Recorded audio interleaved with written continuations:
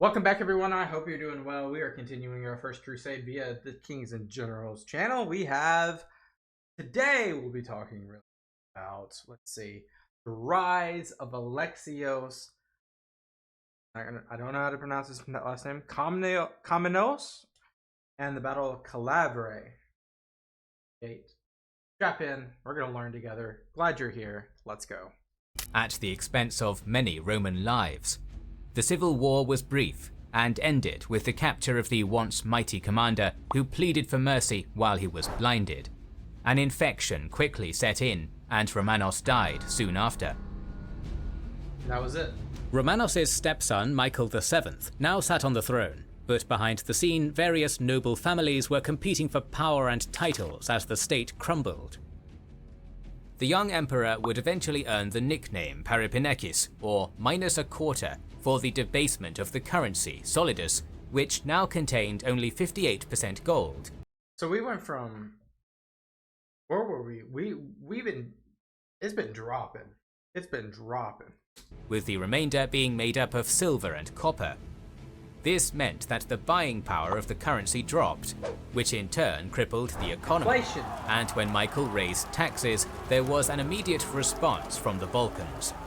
In general, the sources claim that the 21-year-old emperor was a mere puppet, ruled by different courtiers at different periods, and was only interested in hunting and feasts.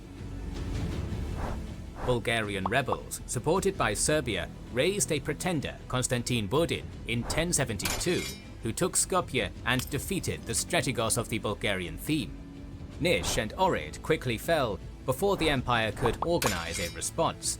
The rebels were crushed at Kasteria, but it would take time until 1073 until the remnants were dealt with. Not only did this cost the empire crucial time, but it meant that they couldn't launch a full-scale counterattack to the east, as a large portion of its professional army, or Takhmeta, was busy in the Balkans. And I think that's like a continuation of grievances that Constantinople is going to have, and it has had for the last 400 or 500 years, and will continuously have for the next 400 years, which is, which side do we fight on? I mean, there's the craziness that's happened in the Balkans previously, Bulgaria, and even before that, and now the East has always been, in the East, there's always been someone that wants to attack, whether it be Persia, the Abbasids, the Caliphate, and now the Seljuk Turks. So continuously, it's just a back and forth. The compromise was to send a smaller force under the command of Isaac Komnenos, along with his younger brother Alexios, leading a tenth of what Romanos gathered 2 years earlier. Accompanying them was a cavalry force of 400 Frankish mercenaries headed by the Norman Roussel de Bayeux, who was present at Manzikert. By this point, the Seljuks had already broken the eastern defenses. So why were Normans, like Frankish Normans, this far east? And roamed the Anatolian plateau unopposed. But the coastline was secure, as well as any city with stone walls, so the region was far from being lost, and this expeditionary force was crucial in asserting dominance over the nomads. The imperial army assembled in the area of Caesarea, where a serious incident drove a wedge between the Byzantines and their mercenaries. After Isaac punished a Frankish soldier, the insulted Norman leader took his men and fled during the night. Upon hearing this news, the Byzantine commander considered sending Alexios to track them down, but that was when he was informed that a Seljuk force was approaching their position. The two armies met near Cappadocia, and after a failed ambush, Isaac was wounded and captured, while Alexios barely escaped. Some of the fleeing soldiers were rejected from the nearby cities, who were afraid the Seljuks were close behind. Meanwhile, Roussel managed to defeat a different group of nomads and seize the town of Ankara, where he proclaimed himself a prince and founded his own state. So interesting. That's so far away from what he knows, apparently, what I know. He's Frankish Norman. So that's a long ways away. He's over here, and then he creates his own state. That kind of it's like a precursor of what we will see in the First Crusade, and what nation states are created in the Levant against the will of Alexios, which was to win back the territory. The news shocked the emperor, who responded by sending his uncle, John Ducas, with a considerable force to deal with the adventurer. Of the 12,000-strong army, many were fresh recruits, with some veterans from Manzikert, as well as 1,500 Varangians and 500 Franks. Franks. So, like, I must be missing something, like the connection to Franks and why they are like circulating this far out east. In terms of I guess it's just hot contracts and they're mercenaries. Once Roussel learned that the army crossed the Bosphorus, he gathered his own 3,000 men, most of whom were knights. The two armies met on the 10th of May 1074 on the bridge of the Sangarios River, not far from Amorium, which was the Norman power base. The Romans offered amnesty to the adventurer, but their offer was rejected. This guy wants to die. That is when, rather than waiting for reinforcements from the nearby cities, the inexperienced John Ducas ordered his men to charge across the river. The Byzantines were now in a very precarious position, with the river at their back and the Norman army in front. But shouldn't they have the edge here? The three divisions were arranged in two lines, with the right flank led by the Franks, while John held the centre with his Varangians. His son Andronikos was on the left, with the governor of the Anatolic theme, Nikephoros Vortaniates, in charge of the rearguard, composed of the levies.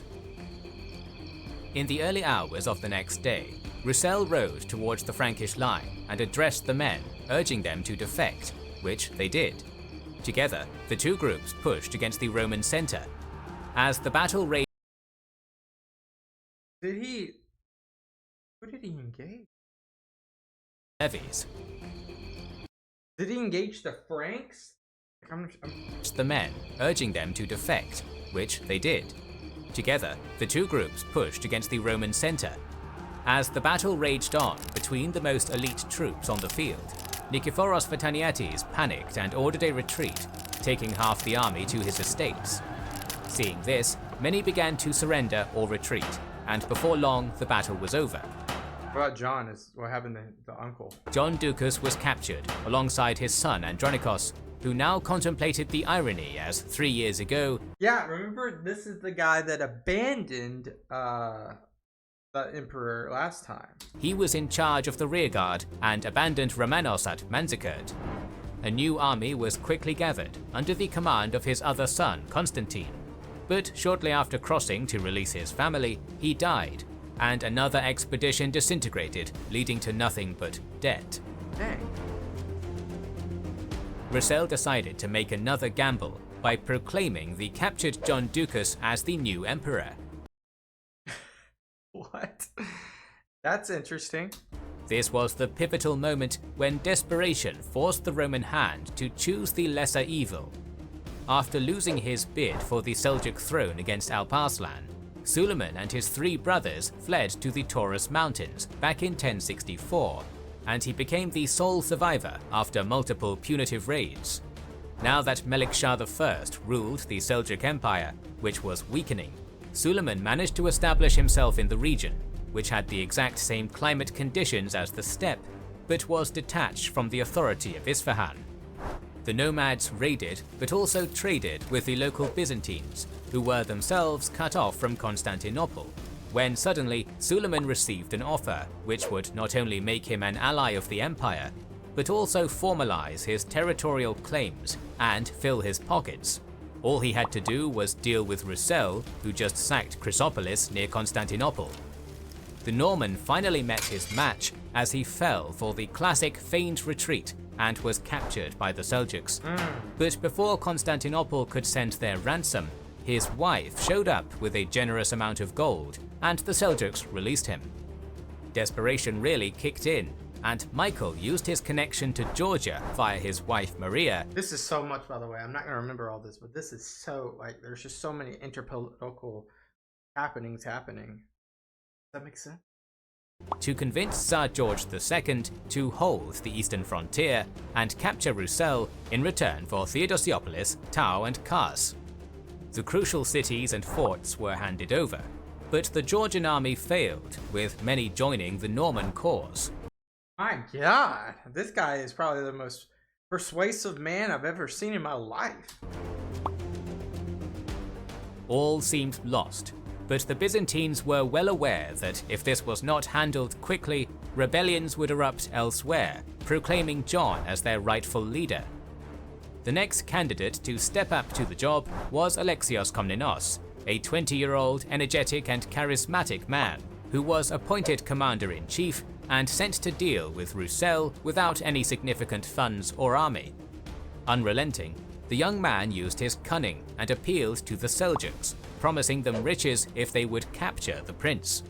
The nomads agreed, and once again accomplished their task by inviting the wanted man to a feast and betraying him. Roussel It's like Game of Thrones happening over here. was brought to the city of Amasya, but the problem was that Alexios didn't have the funds he promised, so he turned to the local populace. Surprisingly, the locals preferred the Norman garrison and grew fond of their prince, who, unlike the empire, protected them from Turkic raids. In order to convince them, Alexios blindfolded Roussel and announced that he was blinded and was in no condition to defend them anymore. This plan worked, and after gathering the funds and paying the Seljuks, Alexios returned to Constantinople victorious and locked him in a dungeon in 1076. I guess fake it till you make it type conversation there. I can say fake it till you make it. This is a good point to shift to the other side of our narrative, as in 1076, the growing tensions between Pope Gregory VII and Holy Roman Emperor Henry IV erupted into what is now known as the investiture controversy. The boundary Investiture controversy? We gotta go closed captions for that. erupted into what is now known as the Investor controversy. That's what you said. Controversy. investiture controversy. Said it very weird. The boundaries between the imperial and papal authority were always blurred, but Gregory was an overly ambitious and influential pope who reformed the church, enforcing celibacy for the clergy, and preached the idea of an organized papal army led by the pontiff. On one occasion he wanted to lead an expedition into Al-Andalus, on another to aid the Eastern Roman Empire in retaking their lost lands, provided they accept the primacy of the Catholic Church, before that force retook the Holy Sepulchre in Jerusalem. Ambitious. While these ideas sound familiar now, back then it was unheard of for a pope to wield that much power or even lead his own army. Already the seed of future events was planted in a combination of the desperate Byzantine leadership asking for aid from the West and the desire for increased power for the papacy.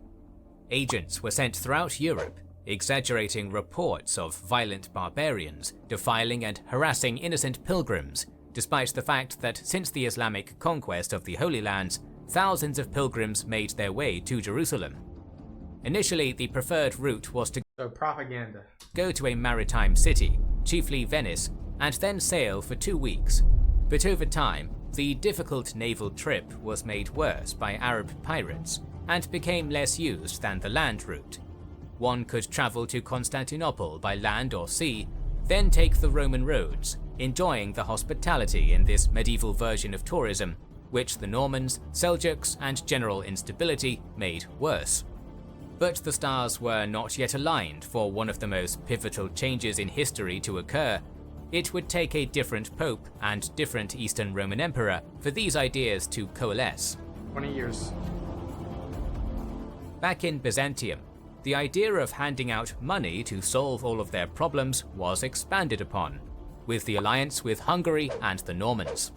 In fact, Robert Guiscard was paid a large amount of gold and given 40. So if the Normans were actually in Naples, right? Or not Naples per se, but like that area. That's not as far as what I was thinking. Talking about like Gaulish version. Titles to bestow upon his followers, each acting as an annual salary. But above all, his daughter was betrothed to the son of the emperor. The idea behind this expensive endeavour was to ensure nominal control over southern Italy, as well as buy time for the state to recover. All of this money had to come from somewhere, so a reform was passed aiming to centralize the grain trade. Until this moment, farmers sold their produce to merchants, who then sold the grain to the populace at a competitive price. But Capitalism. in these troubled times, tax evasion was widespread. The solution was to concentrate the entire grain trade to one city, Redestos, where the price would be the same and each transaction much easier to tax. Interesting. The immediate aftermath of this policy saw farmers withholding their grain in order to create a shortage, which would then raise the prices. The overcrowded city of Constantinople, filled with refugees from all the lands in Anatolia now given to the Seljuk allies, began to starve, which We saw that before. Rome. led to an uprising. Emperor Michael managed to quell it, but the problems were just starting, as this rebellion led to civil war. Really? Usually civil wars involved two sides. However, in this scenario, there were 4 separate rebellions, each 4. It's gonna be interesting. with its own goal. First, there was Philaretos Frachamios, who carved out a very large piece of the empire centered around Antioch after the Battle of Manzikert. He proclaimed himself emperor and slowly expanded his realm by attacking other Roman cities. Wow. Secondly, a federation of cities on the Danube River broke off and sided with the nomadic Pechenegs. In November 1077, the most powerful man in the Balkans, governor of the Dyrrhachian theme, Nikephoros Vrienios, also proclaimed himself emperor and gathered So many emperors. a coalition of supporters filled with veteran soldiers, as he himself was a capable commander.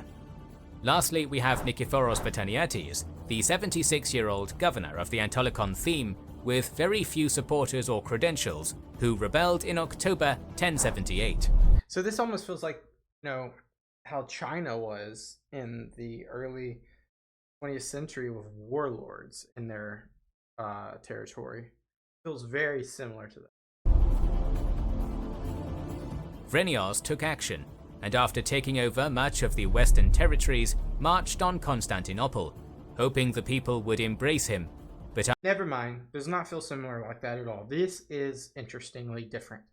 This is someone that is trying to take it all. after he was rejected, he raided the suburbs. Pecheneg riders also rode south, hoping to plunder some villages, forcing the pretender to pull back. In the meantime, Vataniates was well aware that he could not take the city on his own, so he pushed the next domino in our story by hiring Seljuk mercenaries. I figured Suleiman and some Seljuks were about to be within all this. After he took Nicaea, he stationed many of them as garrison forces in western Anatolia, including key cities like Pergamon, Ephesus, and Sardis, cities these steppe raiders could hardly take on their own, with the assumption that the moment he asked for them to leave, they would follow his command. Back in Constantinople, the aristocracy knew they had to pick a side, so they chose not based on merit, but on how easy it would be to control the next ruler. The city rebelled, forcing Michael to abdicate. Do you see also when he's talking right here, like the Sultanate Rum territory, the Suleiman, the Seljuk Turks. I guess it's a vassal state or some sort, or it might just be an expansive state. It's growing their territory ever so closer to the coast now of Anatolia. And Vataniates was invited to take the throne, which he did as Nikephoros III. The new emperor made a deal with the wife of Michael, Maria. She married him in exchange for the recognition of her child, Constantine Ducas, as the heir to the throne. Nikephoros III then proceeded to hand out the customary gifts and titles, but doubled down by forgiving all debt and expanding various rights to secure the rule of his new dynasty.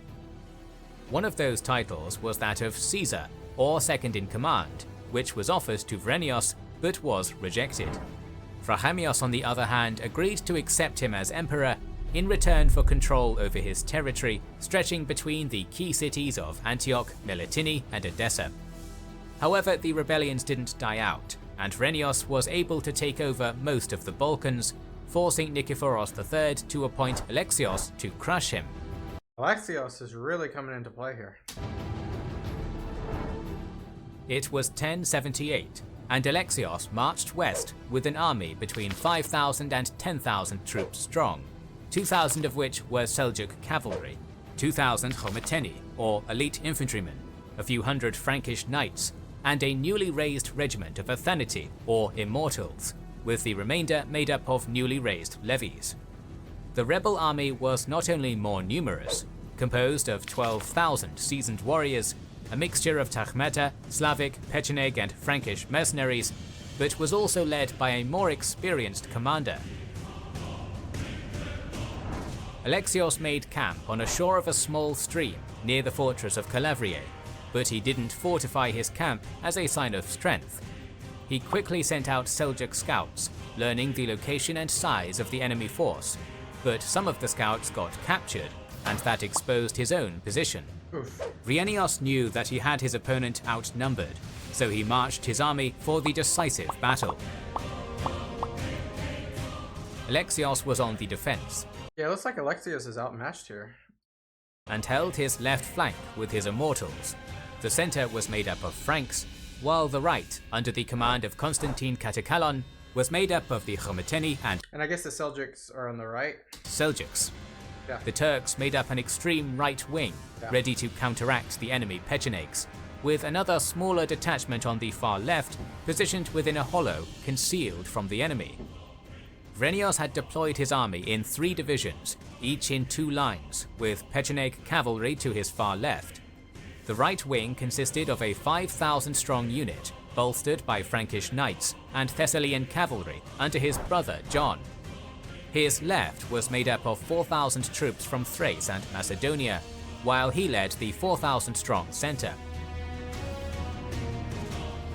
As the rebels approached, the ace Alexios hid was sprung, and the powerful wing under John was caught between the immortals led by Alexios and those lying in ambush, who were now rushing towards the battle with war cries. The rebels panicked, but after cutting down one of his enemies, Vrenios rallied his men, halting their rout and urging them back into the fray. Despite his best efforts, Alexios, who was in the midst of the battle slashing with his sword, saw his men break and flee as they were chased and cut down. Very tight right now. Meanwhile, on the right, the Pechenegs managed to evade the Seljuk riders and overwhelmed the right wing. In the center, Nikephoros persuaded the Franks to desert the loyalists. In all of this, you have persuasion? That's insane. As they swore fealty to him in the middle of the battle. That's crazy. All seemed lost, so Alexios gathered 6 of his companions and charged into the enemy line, hoping to kill the usurper and end the war. It was aided by the sudden decision of the Pecheneg riders to turn back and rush toward the camp of their allies. They took as much loot as they could, while the camp followers ran to the safety of the rearguard. Part of Vrenios' army was celebrating, while others were running, and it was in this atmosphere of utter confusion that Alexios spotted the purple-clothed royal horse with both swords of state to its side. He immediately rushed in, killed some retainers, and rode off with it back to his camp. Once he arrived, he found the remnants of his now shattered army and began lifting their spirits, spreading the rumor that the enemy commander was dead as he rode atop his horse. At that very moment, an extra contingent of Seljuk horse archers made their way to the camp, just in time for the counterattack the loyalists were about to launch on the unsuspecting enemy. They are rallying. Give that to them. The reformed army was once again divided in Oh, that does not look like an even match, though. 3, with 2 detachments lying in ambush, while the third, a mix of Seljuks and Immortals, planned to execute the classic but extremely difficult feigned retreat. Multiple small groups of nomads fired their arrows at the rebels, scattering many of them. Next, the heavy cavalry charged in. One of the riders spotted Vrenios, and according to the Alexiad, dashed at full gallop straight at Vrenius, and thrust his spear with great violence against the latter's breast.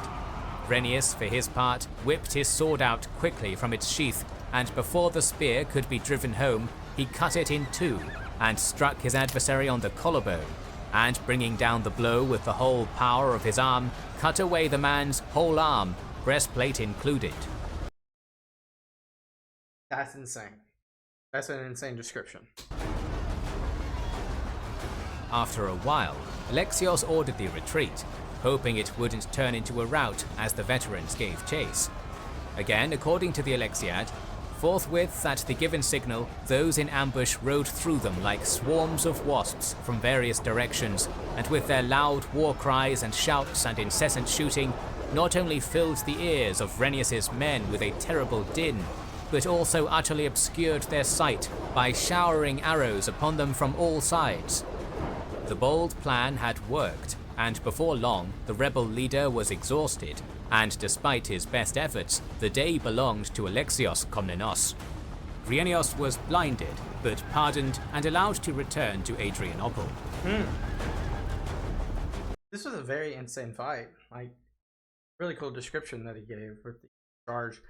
But the fact that Alexios survived that was quite impressive, and the defecting was interesting, and the raiding of their own camp was it's weird. A weird battle. As for the victorious general, he was not allowed back into the capital, and instead was sent out against a new pretender. What is this, Rome? Nikephoros Vasilakis, who rose up in Thessaloniki, attracting many of the remaining rebels. But one night attack later, this rebellion was also put down. It was now 1080, and the gold content of the solidus fell to 33%, as the fourth Nikephoros rose up in rebellion. This time it was Melisinos who rebelled with the aid of Suleiman. By that point, Suleiman received the title of the Sultan of Rum from the Sultan Melik Shah. In return for Suleiman's support, Melisinos opened the gates of Nicaea, which fell to the hands of the Sultanate of Rum, once again without a fight. Alexios was ordered to deal with the man who happened to be his brother-in-law, but this time he refused. No action was taken against him, since news reached the capital that Robert Guiscard was planning to launch a massive invasion, after a monk impersonating Michael VII appealed to him to take back his throne, and This is insane. Alexios was needed to stop that incursion. And it was right around this time that the old and childless Nikephoros III decided to break the agreement he made with Maria, and appointed one of his relatives the heir, alienating the Komneni family, which joined the rebels. In April 1081, a band of German mercenaries was bribed and opened the gates of Constantinople to Alexios and his army, which proceeded to brutally sack the city. The Varangian Guard continued to defend the palace, but 3 days later, the Patriarch convinced the now 79-year-old emperor to abdicate. Alexios I Komnenos became the emperor. So that's how he became emperor. Wow. While we now tend to think of Alexios as a capable ruler, at the time of his coronation, the Sultanate of Rum was handed most of Anatolia and supported another pretender to the throne, a usurper. The Normans were about to invade. Control over Serbia and Bulgaria was nominal. The alliance of the Danubian cities was in rebellion, supported by the Pechenegs. The treasury was empty. The currency is done. Power was depleted, and the solidus fell to 10% gold content. 10%. No man alive could unify the bickering families and hold the empire together while also campaigning against this many enemies.